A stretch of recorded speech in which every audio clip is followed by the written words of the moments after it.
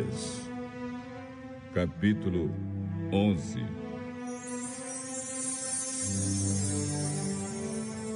As autoridades de Israel ficaram morando em Jerusalém. E o resto do povo tirou a sorte para escolher uma família de cada 10 para morar na santa cidade de Jerusalém. O resto do povo ficou morando nas outras cidades e povoados. O povo abençoou todas as outras pessoas que, por sua própria vontade, resolveram morar em Jerusalém. O povo de Israel, os sacerdotes, os levitas, os servidores do templo e os descendentes dos servidores de Salomão ficaram morando nas outras cidades e povoados das suas propriedades. Esta é a lista dos chefes da província de Judá que ficaram morando em Jerusalém. Da tribo de Judá, Ataías, filho de Uzias e neto de Zacarias. Os seus antepassados foram Amariá, Cefatias e Maalalel, descendentes de Pérez, filho de Judá. Maazéias, filho de Baruque e neto de Col-Ozé. Os seus antepassados foram Asaías, Adaías, Joiaribe e Zacarias, descendentes de Selá, filho de Judá. Dos descendentes de Pérez, 468 homens de valor.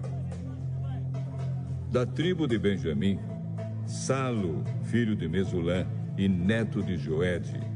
Os seus antepassados foram Pedaías, Colaías, Maazéias, Itiel e Jesaías.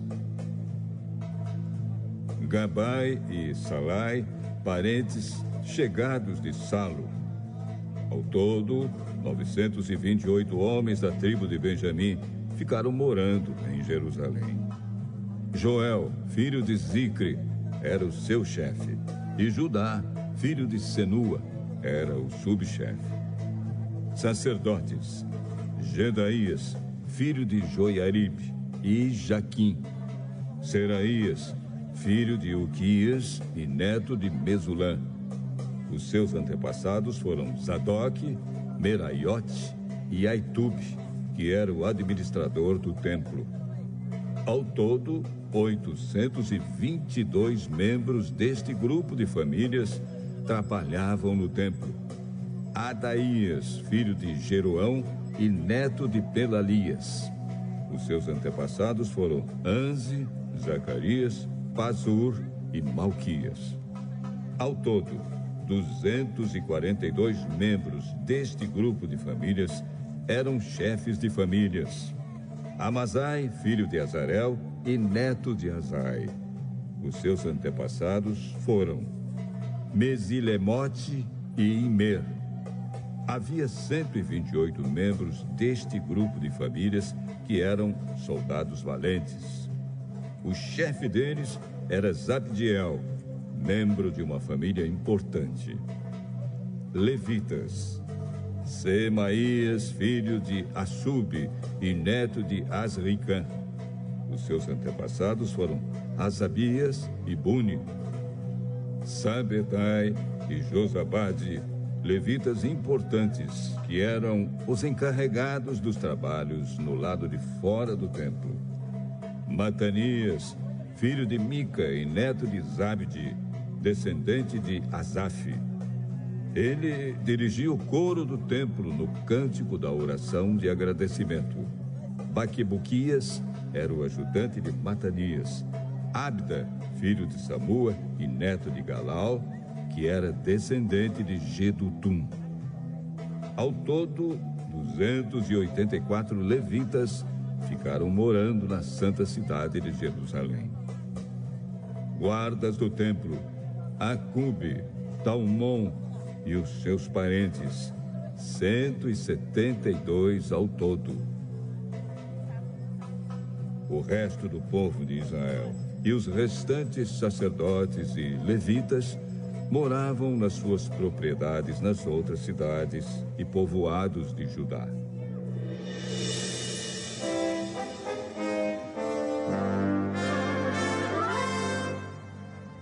Os trabalhadores do templo moravam na parte de Jerusalém chamada Ofel e trabalhavam dirigidos por Zia e Gispa.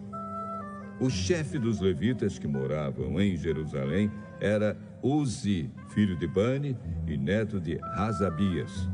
Os seus antepassados foram Matanias e Mica. Ele pertencia ao grupo de famílias de Asaf, que era o grupo responsável pela música nos serviços do templo. Havia regulamentos do rei dizendo como os grupos de famílias deviam se revezar todos os dias na direção da música no templo. Petaías, filho de Mesesabel, do grupo de famílias de Zera e descendente de Judá, representava o povo de Israel na corte do rei da Pérsia. Muitos israelitas moravam nas cidades que ficavam perto das suas fazendas. Aqueles que eram da tribo de Judá moravam em Kiriat Arba, Dibom e Jecabzeel, e nos povoados que ficavam perto dessas cidades. Eles moravam também nas cidades de Jesua, Molada, Bet-Palete, Azar-Sual e em Berseba, e nos povoados ao seu redor. Eles moravam nas cidades de Ziclag, Mecona e nos seus povoados, e em Enrimon, Zora, Jarmute, Zanoa, Adulã, e nos povoados que ficavam perto dessas cidades. Eles moravam em Laquis e nas fazendas que ficavam perto, e em Azec e nos seus povoados. Quer dizer, o povo de Judá morava na região entre Berseba, no sul, e o vale de Inom, no norte. O povo da tribo de Benjamim morava na região ao norte de Geba, até Micmas, Aia, Betel e os seus povoados. Anatote, Nobe, Ananias, Azor, Ramá, Gitaim, Hadide, Zeboim, Nebalate, Lod e Ono, no Vale dos Artífices. Alguns grupos de levitas que haviam morado na região de Judá foram indicados para morar com o povo de Benjamim.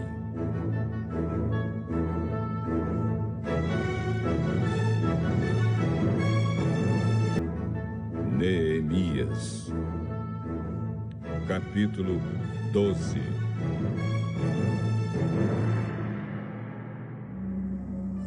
Esta é a lista dos sacerdotes e levitas que voltaram do cativeiro com Zorobabel, filho de Salatiel, e com Josué, o grande sacerdote. Sacerdotes: Seraías, Jeremias, Esdras, Amariá, Maluque, Atos, Secanias, Reum, Meremote, Ido, Ginetói, Abias, Miamim, Maadias, Bilga, Semaías, Joiaribe, Gedaías, Salo, Amoque, Ilquias e Gedaías. Esses homens foram líderes entre os seus colegas sacerdotes no tempo de Josué.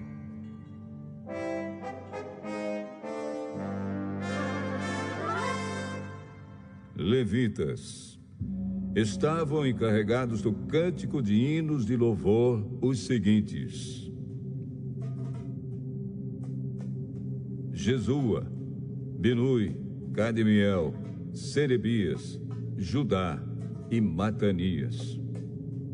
Os seguintes formavam o coro que cantava as respostas: Baquibuquias e Uni e os seus colegas levitas. Josué foi pai de Joiaquim. Joiaquim foi pai de Eliasibe. Eliasibe foi pai de Joiada.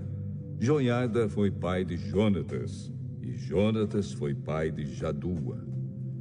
Quando Joiaquim era o grande sacerdote, os seguintes sacerdotes eram chefes dos grupos de famílias de sacerdotes. Sacerdote, grupo de famílias: Meraías, Seraías, Hananias, Jeremias, Mesulã, Esdras, Joanã, Amariá, Jonatas, Maluque, José, Sebanias, Adna, Harim, Eucai, Meraiote, Zacarias, Ido, Mesulã, Gineton, Zicre, Abias, nome não mencionado, Miniamim, Piltai, Moadias, Samua, Bilga, Jonatas, Semaías, Matenai, Joiaribe, Uzi, Gedaías, Calai, Salai, Heber, Amoque, Razabias, Ilquias, Netanel, Gedaías.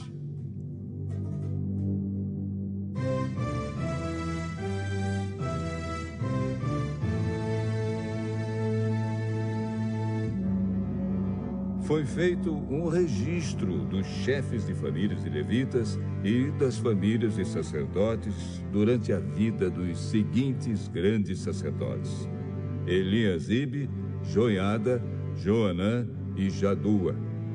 Esse registro terminou quando Dario era rei da Pérsia.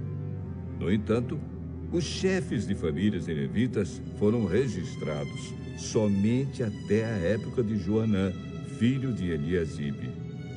Os levitas foram organizados em grupos que eram dirigidos por Asabias, Serebias, Jesua, Binui e Cadmiel. O coro estava dividido em 2 grupos. Um grupo cantava e o outro respondia. Nos hinos, os cantores davam graças a Deus, de acordo com as instruções deixadas pelo rei Davi, homem de Deus. Estavam encarregados de tomar conta dos depósitos que ficavam perto dos portões do templo os seguintes guardas: Matanias, Baquibuquias, Obadias, Mesulã, Talmon e Acube. Essas pessoas viveram no tempo de Joiaquim, filho de Josué e neto de Josadaque, e nos dias de Neemias, o governador, e de Esdras, o sacerdote e mestre da lei.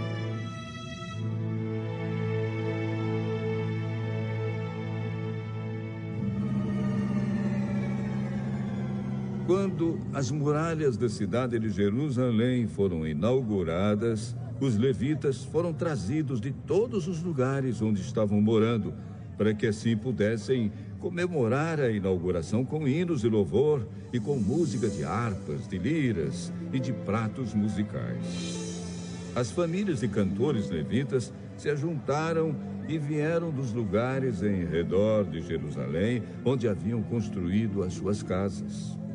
Vieram também dos povoados que ficavam ao redor de Netofa e de Bet-Gilgal, Geba e Asmavete.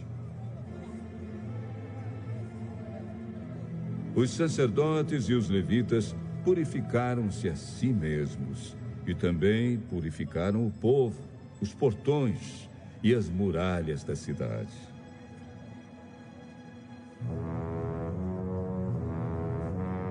Eu, Neemias, mandei que as autoridades de Judá se reunissem em cima da muralha e os organizei em 2 grandes grupos para marcharem ao redor da cidade, dando graças a Deus. O primeiro grupo marchava para a direita, em direção ao portão do lixo. Atrás dos cantores marchava Osaías, seguido pela metade das autoridades de Judá. Os seguintes sacerdotes, tocando trombetas, marchavam em seguida: Azarias, Esdras, Mesulã, Judá, Benjamim, Semaías e Jeremias. Depois vinha Zacarias, filho de Jonatas e neto de Semaías. Seus outros antepassados foram Metanias, Micaías e Zacur, do grupo de famílias de Asaf. Zacarias era seguido pelos outros membros do seu grupo de famílias: Semaías, Azarel, Milalai, Gilalai, Maai, Netanel, Judá e Hanani. Todos eles levavam instrumentos musicais do tipo dos que tocava o rei Davi, homem de Deus. Esdras, o mestre da lei, ia na frente deste grupo. No portão da fonte, eles subiram as escadas que levavam até a cidade de Davi. Passaram pelo palácio de Davi e voltaram para a muralha no portão das águas, no lado leste da cidade. Um outro grupo daqueles que louvavam a Deus saiu para a esquerda, também andando em cima da muralha. E eu os segui com metade do povo. Nós fomos desde a Torre dos Fornos até a muralha larga. Dali passamos pelo portão de Efraim, pelo portão de Gesana, pelo portão dos Peixes e pela torre de Hananel e pela torre do Sem, até chegarmos ao portão das Ovelhas. E a marcha terminou perto do portão do templo. Então os dois grupos chegaram até a área do templo. Junto com os chefes que estavam no meu grupo, também havia os seguintes sacerdotes que tocavam trombetas: Eliaquim, Maazéias, Miniamim, Micaías, Ilioenai, Zacarias e Hananias. E também Maazéias, Semaías, Eleazar, Uzi, Joanã, Malquias, Elão e Ézer. Os cantores, chefiados por Jesraías, cantavam mais alto que podiam. Naquele dia foram oferecidos muitos sacrifícios, e o povo estava muito contente e feliz, pois Deus os havia enchido de alegria. As mulheres e as crianças também entraram na festa, e o barulho que o povo fazia podia ser ouvido de longe. Ainda naquele dia, foram nomeados homens que ficaram encarregados do depósito onde eram guardadas as ofertas para o templo, e também a 10ª parte das colheitas e os primeiros cereais e frutas colhidos cada ano. Esses homens recolhiam nas fazendas de perto das várias cidades as contribuições exigidas pela lei para os sacerdotes e levitas, conforme a lei mandava. Todo o povo de Judá estava contente com o serviço dos sacerdotes e dos levitas, porque eles haviam realizado as cerimônias de purificação e as outras cerimônias que Deus havia mandado. Os músicos do templo e os guardas do templo também cumpriam os seus deveres de acordo com os regulamentos feitos pelo rei Davi e pelo seu filho Salomão. Desde a época do rei Davi e de Asaf, o músico, muito tempo atrás, os músicos haviam dirigido os hinos de louvor e de agradecimento a Deus. No tempo de Zorobabel e também no de Neemias, todo o povo de Israel dava diariamente ofertas para o sustento dos músicos e dos guardas do templo. O povo dava uma oferta sagrada para os levitas, e estes entregavam aos sacerdotes a sua parte. Neemias, capítulo 13.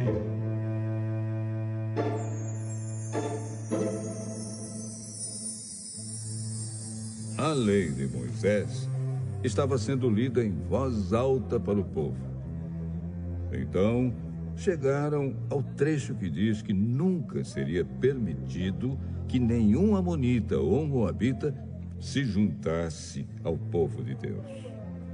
Isso porque o povo de Amon e o de Moabe não haviam dado comida nem água aos israelitas na sua viagem quando saíram do Egito.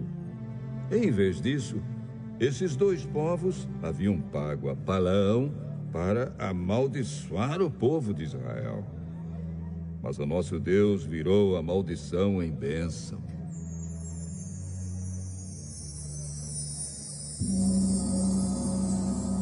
Quando os israelitas ouviram a leitura dessa lei, eles expulsaram os estrangeiros do meio deles.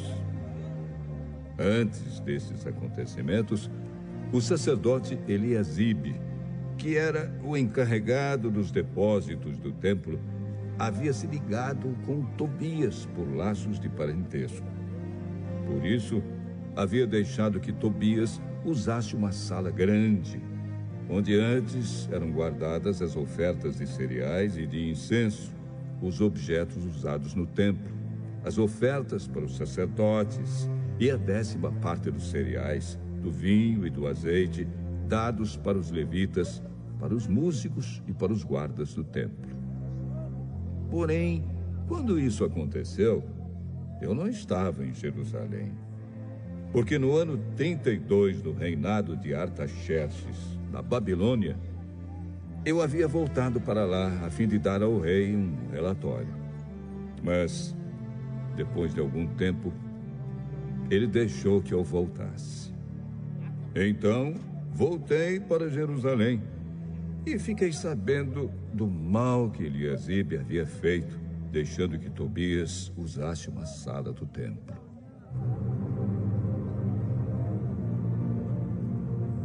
Eu fiquei tão furioso que joguei todos os móveis de Tobias para fora da sala. Depois dei ordem para que a sala fosse purificada e que os objetos do templo, as ofertas de cereais e o incenso fossem colocados ali de novo.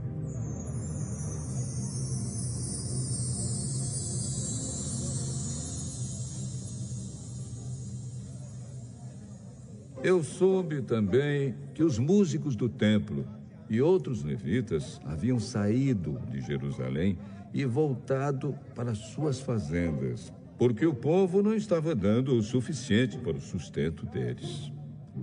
Então, repreendi as autoridades por deixarem que o templo ficasse abandonado. Depois trouxe de volta para o templo os levitas e os músicos e os coloquei de novo nos seus postos. Aí, todo o povo de Israel começou de novo a trazer para os depósitos do templo a 10ª parte dos cereais, do vinho e do azeite. Eu encarreguei de tomar conta dos depósitos os seguintes homens: o sacerdote Selemias, Zadok, o escrivão, e um levita chamado Pedaías.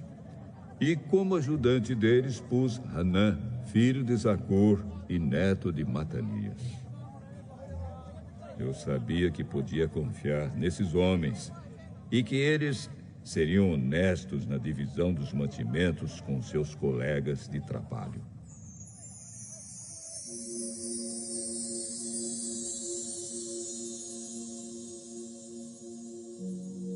Oh, meu Deus, lembra de todas essas coisas que eu tenho feito pelo teu templo e pelo seu serviço.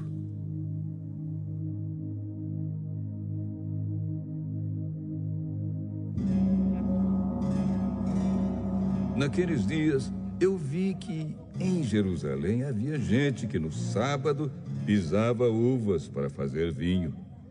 Outros, no sábado, carregavam seus jumentos de cereais, vinho, uvas, figos e outras coisas e levavam para dentro de Jerusalém. Então dei ordem para que não vendessem nada no sábado.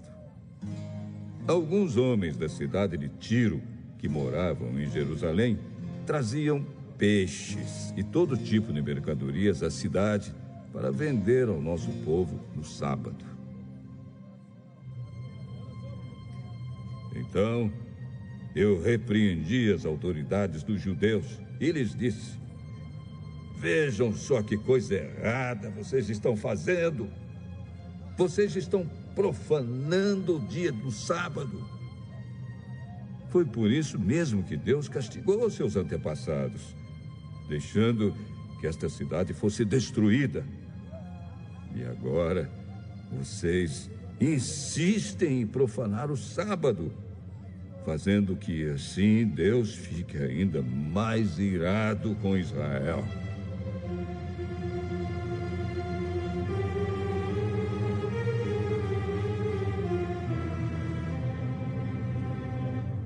Portanto, ordenei que os portões da cidade fossem fechados antes que começasse cada sábado. Logo que fosse ficando escuro, e que não fossem abertos de novo até que o sábado terminasse. E coloquei alguns dos meus homens nos portões, para que nenhuma carga fosse levada para dentro da cidade no sábado. Uma ou duas vezes, os negociantes que vendiam todo tipo de mercadorias passaram a noite de sexta-feira fora das muralhas da cidade. Mas eu os avisei. Não adianta vocês passarem a noite do lado de fora das muralhas, esperando pela manhã. Se vocês fizerem isso de novo, eu usarei a força. Daí em diante, eles não voltaram mais no sábado.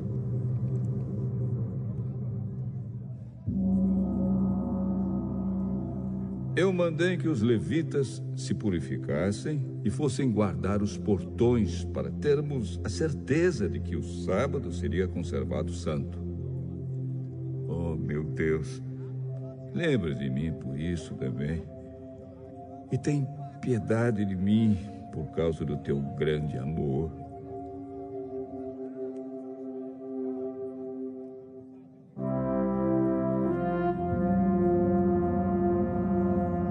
Nessa época, descobri também que muitos judeus haviam casado com mulheres de Asdod, de Amon e de Moabe. Metade dos seus filhos falava a língua de Adod, ou outra língua, e não sabia falar a língua dos judeus. Eu repreendi aqueles homens e os amaldiçoei, bati neles e arranquei os seus cabelos. E exigi em nome de Deus que fizessem a promessa de que nunca mais, nem eles, nem os seus filhos, casariam com estrangeiras. Eu disse a eles: foram mulheres estrangeiras que fizeram o rei Salomão pecar. Ele era mais famoso do que todos os reis das outras nações. Deus o amou e o pôs como rei de todo o povo de Israel. E, no entanto, ele caiu nesse pecado. Será que nós vamos seguir o exemplo dele e desobedecer ao nosso Deus, casando com mulheres estrangeiras? Joiada era filho de Eliasibe, o grande sacerdote. Porém, um dos filhos de Joiada havia casado com uma filha de Sambalate, da cidade de Bet-Horon. Por isso, eu expulsei Joiada de Jerusalém. Oh, meu Deus! Lembra de como essas pessoas mancharam não somente o ofício de sacerdote, como também a aliança que fizeste com os sacerdotes e com os levitas.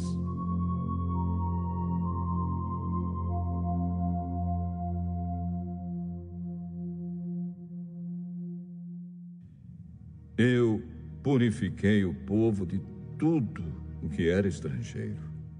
Fiz regulamentos para os sacerdotes e para os levitas, a fim de que cada um soubesse qual era a sua tarefa. Organizei o fornecimento da lenha a ser usada nos sacrifícios, para que fosse trazida no tempo certo.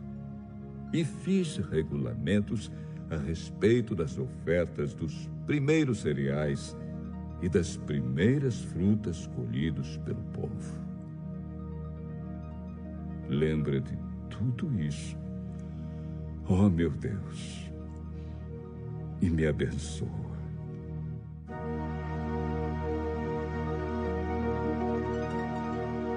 Leitura complementar. Profetas e Reis, capítulo 57. Reforma. Solene e publicamente o povo de Judá se comprometera a obedecer à lei de Deus. Mas quando a influência de Esdras e Neemias esteve por algum tempo ausente, houve muitos que abandonaram o Senhor. Neemias havia voltado para a Pérsia. Durante sua ausência de Jerusalém, desenvolveram-se males que ameaçavam perverter a nação. Os idólatras não apenas haviam conseguido firmar pé na cidade, mas contaminaram por sua presença o próprio recinto do templo.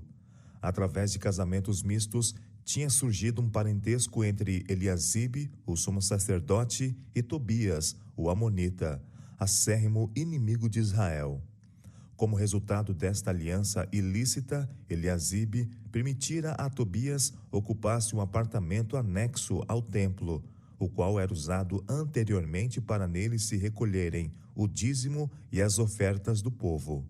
Por causa da crueldade e traição dos amonitas e moabitas para com Israel, Deus havia declarado por intermédio de Moisés que eles seriam para sempre separados da congregação do seu povo.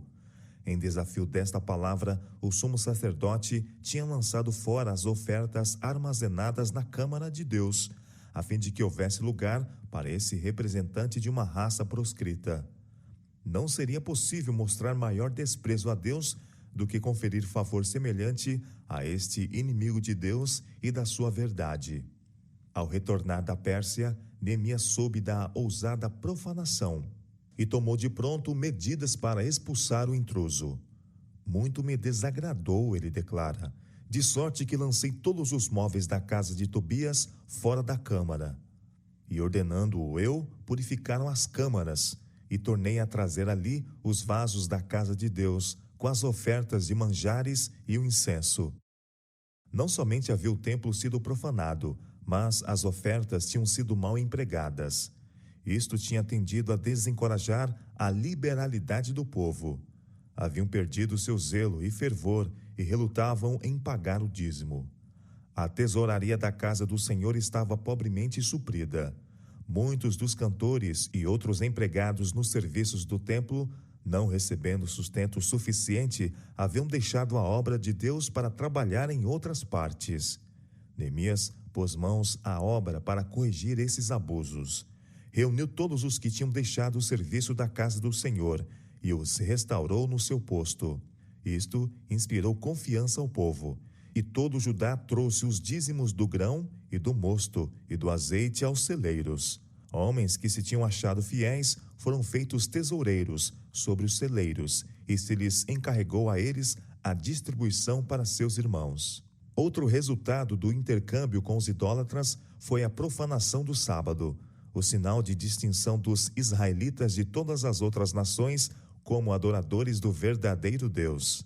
Neemias verificou que os mercadores pagãos e comerciantes dos países vizinhos que vinham a Jerusalém tinham introduzido muitos dos israelitas a se empenharem em negócios no sábado. Houve alguns que não puderam ser persuadidos a sacrificar o princípio, mas outros transgrediram e se uniram aos pagãos em seus esforços para vencer os escrúpulos dos mais conscienciosos. Muitos ousaram violar o sábado abertamente. Naqueles dias, escreve Neemias, vinham em Judá os que pisavam lagares no sábado e traziam feixes que carregavam sobre jumentos, como também vinho, uvas e figos, e toda a casta de carga que traziam a Jerusalém no dia de sábado. Também tírios habitavam dentro, que traziam feixe e toda a mercadoria que no sábado vendiam aos filhos de Judá em Jerusalém. Este estado de coisas podia ter sido evitado se os chefes tivessem exercido a sua autoridade, mas o desejo de impulsionar os seus próprios interesses tinha os levado a favorecer a impiedade. Neemias destemidamente repreendeu-os por sua negligência do dever. Que mal é este que fazeis profanando o sábado? Ele inquiriu asperamente. Porventura não fizeram vossos pais assim, e nosso Deus não trouxe todo este mal sobre nós e sobre esta cidade? E vós ainda mais acrescentais o ardor de sua ira sobre Israel, profanando o sábado. E ordenou-lhes então que, dando as portas de Jerusalém já sombra antes do sábado, fossem elas fechadas, e não mais se abrissem até passado o sábado.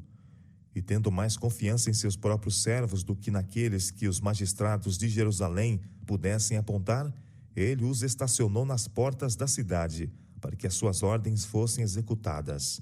Não dispostos a abandonar os seus propósitos, os negociantes e os vendedores de todas as mercadorias passaram a noite fora de Jerusalém 1 ou 2 vezes, esperando encontrar oportunidade para comerciar, quer com os habitantes da cidade, quer com os do campo. Neemias advertiu-os de que seriam punidos se continuassem a assim proceder. Por que passais a noite defronte do muro? Ele perguntou. Se outra vez o fizerdes, hei de lançar mão de vós. Daquele tempo em diante, não vieram no sábado. Também ele mandou aos levitas que guardassem as portas, sabendo que imporiam mais respeito que o povo comum, pois que de sua íntima relação com o serviço de Deus, era razoável esperar que seriam mais zelosos em exigir obediência à sua lei. E agora Neemias voltou sua atenção para o perigo que ameaçava Israel, representado pelas uniões matrimoniais e a associação com idólatras. Vi também naquele dia, ele escreve, judeus que tinham casado com mulheres asdoditas, amonitas e moabitas, e seus filhos falavam meio asdodita e não podiam falar judaico, senão segundo a língua de cada povo. Essas alianças ilícitas estavam causando grande confusão em Israel, pois alguns que nelas entraram eram homens de alta posição, chefes a quem o povo tinha o direito de olhar em busca de conselho e exemplo, prevendo a ruína ante a nação se fosse permitido que o mal prosseguisse. Neemias arrazoou fervorosamente com os que erraram. Chamando a atenção para o caso de Salomão, lembrou-lhes que entre todas as nações não tinha havido rei como este homem, a quem Deus tinha dado grande sabedoria. Porém, mulheres idólatras haviam desviado de Deus o seu coração, e seu exemplo havia corrompido Israel. E dar-vos-íamos nós ouvidos? Neemias severamente questionou, para fazermos todo este grande mal?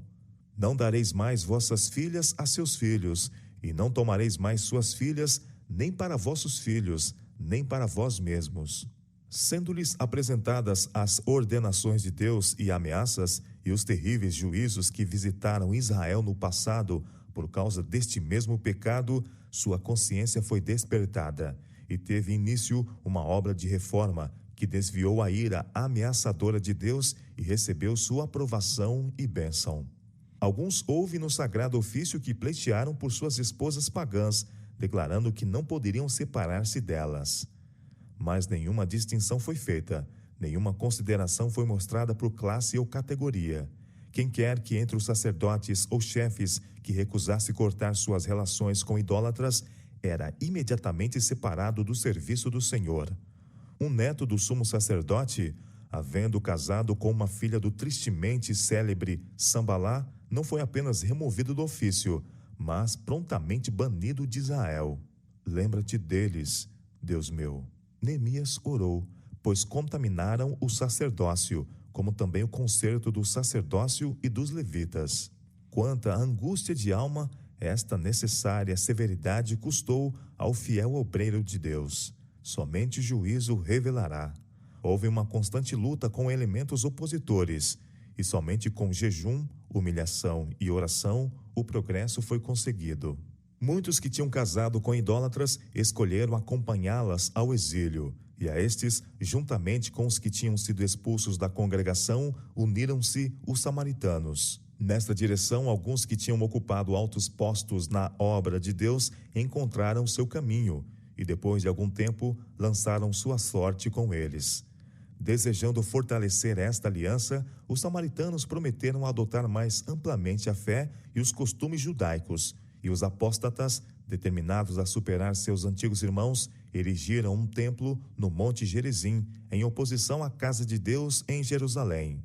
Sua religião continuou a ser um misto de judaísmo e paganismo, e sua pretensão de ser povo de Deus foi uma fonte de cisma, emulação e inimizade entre as duas nações de geração a geração. Na obra de reforma a ter lugar hoje, há necessidade de homens que, como Esdras e Neemias, não obscureçam ou desculpem o pecado, nem se esquivem de vindicar a honra de Deus.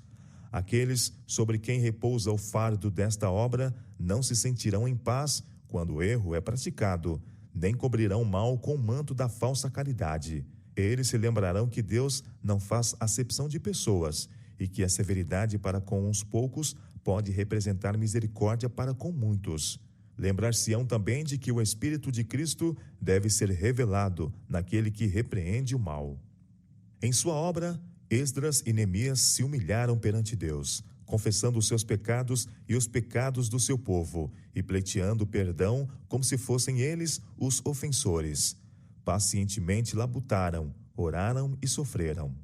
O que tornou mais difícil a sua obra não foram as hostilidades abertas dos pagãos, mas a oposição secreta de pretensos amigos, que, colocando a sua influência a serviço do mal, aumentaram 10 vezes o fardo dos servos de Deus. Esses traidores forneceram os inimigos do Senhor com material para ser usado em sua guerra contra o seu próprio povo.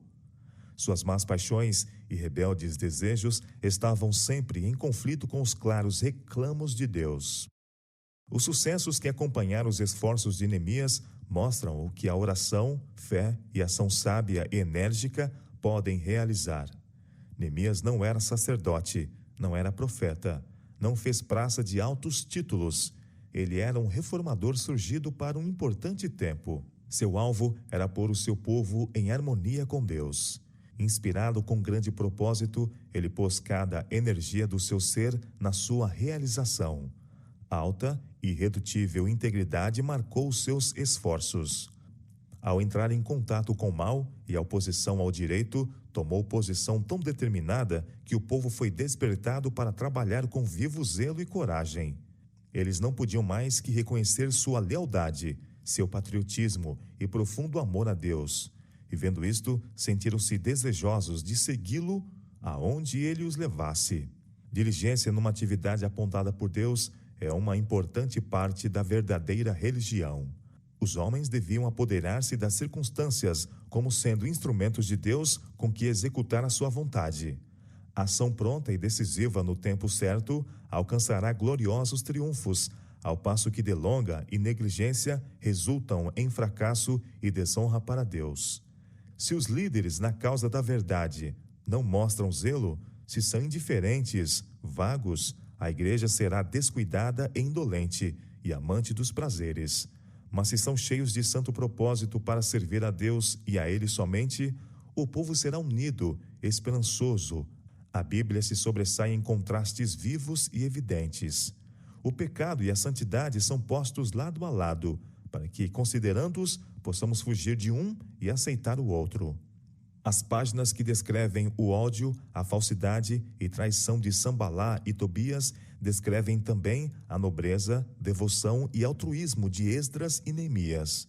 Somos deixados livres para escolher a quem queremos imitar. Os terríveis resultados da transgressão das ordenanças de Deus são postos em contrastes com as bênçãos da obediência. Nós mesmos devemos decidir se queremos sofrer as consequências de um ou desfrutar o gozo do outro. A obra de restauração e reforma, realizado pelos que voltaram do exílio, sob a direção de Zorobabel, Esdras e Neemias, apresenta o quadro de uma obra de restauração espiritual que deve ocorrer nos últimos dias da história da terra. O remanescente de Israel era um povo débil, exposto à vindita dos seus inimigos. Mas, por intermédio deles, Deus se propôs preservar na terra o seu conhecimento e de sua lei. Eles foram os guardiões do verdadeiro culto, os guardadores dos santos oráculos. Variadas foram as experiências que tiveram na reconstrução do templo e dos muros de Jerusalém. Forte foi a oposição que tiveram de enfrentar. Pesada foi a carga levada pelos líderes nesta obra. Mas esses homens prosseguiram com inamovível confiança, com humildade de espírito e firmemente estribados em Deus, crendo que ele levaria sua vontade ao triunfo. Como o rei Ezequias, Neemias se chegou ao Senhor e não se apartou após ele, e guardou os mandamentos que o Senhor tinha dado. Assim foi o Senhor com ele. 2 Reis, capítulo 18, versos 6 e 7. A restauração espiritual de que a obra levada a efeito nos dias de Neemias era um símbolo é esboçada nas palavras de Isaías. Edificarão os lugares antigamente assolados e restaurarão os de antes destruídos e renovarão as cidades assoladas. E os que de ti procederem edificarão os lugares antigamente assolados e levantarás os fundamentos de geração em geração e chamar-te-ão reparador das roturas e restaurador de veredas para morar. Isaías capítulo 61, verso 4 e capítulo 52, verso 12. O profeta descreve aqui um povo que, em tempo de geral abandono da verdade e da justiça, está procurando restaurar os princípios que são fundamento do reino de Deus. São os reparadores das brechas que têm sido feitas na lei de Deus. O muro posto em torno dos seus escolhidos para sua proteção, preceitos de justiça, verdade e pureza, cuja obediência é para sua perpétua salvaguarda. Em palavras de iniludível significado, o profeta apresenta a obra específica deste remanescente que edifica o muro. Se desviares o teu pé do sábado e de fazer a tua vontade no meu santo dia, e se chamares ao sábado deleitoso, o santo dia do Senhor, digno de honra, e o honrares não seguindo os teus caminhos, nem pretendendo fazer a tua própria vontade, nem falar as tuas palavras, então te deleitarás no Senhor, e te farei cavalgar sobre as alturas da terra, e te sustentarei com a herança do teu pai Jacó, porque a boca do Senhor o disse. Isaías capítulo 58, versos 13 e 14. No tempo do fim, toda a instituição divina deve ser restaurada. A brecha feita na lei, quando o sábado foi mudado pelo homem, deve ser reparada. O remanescente de Deus, em pé diante do mundo como reformadores, deve mostrar que a lei de Deus é o fundamento de toda reforma perdurável e que o sábado do quarto mandamento deve permanecer como memorial da criação, uma lembrança constante do poder de Deus. De maneira clara e distinta, devem apresentar a necessidade de obediência a todos os preceitos do Decálogo. Constrangidos pelo amor de Cristo, devem cooperar com ele na reconstrução dos lugares assolados. Devem ser reparadores das roturas e restauradores de veredas para morar.